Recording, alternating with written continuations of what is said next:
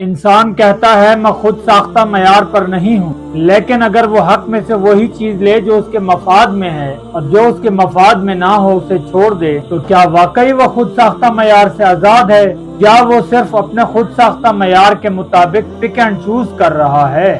اب جب انسان خواہش کی کیفیت میں جاتا ہے تو یہاں ایک صورت پیدا ہوتی ہے، خواہش عقل کو اپنے مقصد کے لیے استعمال کرنے لگتی ہے۔ پھر انسان سوچتا ہے میری خواہش کیسے پوری ہو، کیا چننا ہے، کس کو آگے لانا ہے، کس کو پیچھے کرنا ہے، کس چیز کو قبول کرنا ہے اور کس چیز کو چھوڑ دینا ہے۔ یہاں پک اینڈ چوز شروع ہوتی ہے، لیکن یاد رکھیں یہ پک اینڈ چوز بھی خود ساختہ معیار سے مکمل آزاد نہیں ہوتا۔ فرق صرف یہ ہے کہ اب پک اینڈ چوز کا مقصد بدل جاتا ہے، یعنی خود ساختہ معیار اپنی جگہ موجود ہے، لیکن اب انسان اس معیار کے مطابق مختلف چیزوں میں سے اپنے فائدے کی چیز منتخب کرتا ہے۔ ایک طرف انسان کی جبلت و عقل پک اینڈ چوز کر کے وسائل کی طرف متوجہ ہوتی ہے۔ وسائل کس کے پاس ہیں، وسائل کیسے حاصل ہوں، وسائل پر کس کا اختیار ہے، کون سا راستہ مجھے زیادہ فائدہ دے سکتا ہے، اور دوسری طرف خواہش و عقل پک اینڈ چوز کر کے قیادت کی طرف متوجہ ہوتی ہے۔ کون لیڈر بنے، کون لوگوں پر اثر رکھے، کون آگے آئے، کون میری خواہش پوری کر سکتا ہے،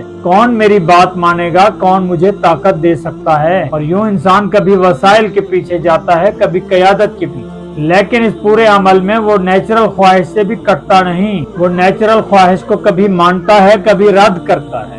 جہاں فائدہ ہو وہاں نیچرل خواہش کی بات مان لی جاتی ہے، جہاں اس کے خود ساختہ معیار یا مفاد کے خلاف ہو وہاں اسے رد کر دیتا ہے۔ پھر ایک ایسا نظام وجود میں آ جاتا ہے جس میں بظاہر انتخاب ہے، بظاہر سب کی رائے ہے، بظاہر سب کے لیے راستہ ہے، بظاہر ہر انسان کو آزادی حاصل ہے، لیکن حقیقت میں اکثر فائدہ اسی کو حاصل ہوتا ہے جس کے مفاد میں یہ نظام بنایا گیا۔ اور یہ نظام اس لیے بھی چلتا رہتا ہے کہ انسانوں کی اکثریت ہمیشہ ہدایت کی محنت کو پسند نہیں کرتی۔ انسان آسان راستہ چاہتا ہے، وہ اپنی خواہش مطابق زندگی چاہتا ہے، وہ ایسی قیادت چاہتا ہے جو اس سے زیادہ قربانی نہ مانگے، وہ ایسا نظام چاہتا ہے جس میں اپنے نفس سے لڑنا نہ پڑے۔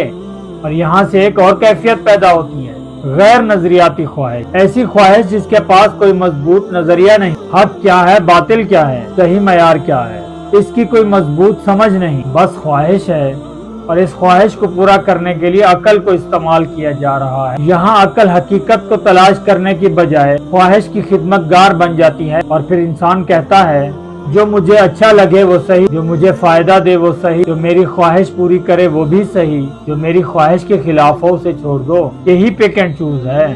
یہاں ایک خطرناک چیز پیدا ہوتی ہے، انسان اپنے خواہش مطابق جو کچھ چنتا ہے اسے صرف اپنے لیے نہیں رکھتا، وہ آہستہ آہستہ دوسروں کو بھی وہی معیار دینے لگتا ہے، تو اس کی پسند ایک اصول بن جاتی ہے، اس کا مفاد ایک نظام بن جاتا ہے، اس کا انتخاب ایک اجتماعی معیار بننے لگتا ہے۔ یہاں سے سوال پیدا ہوتا ہے، اگر کچھ لوگ اپنے خود ساختہ معیار کے مطابق فائدہ حاصل کر رہے ہیں تو کیا وہ واقعی کامیاب ہیں؟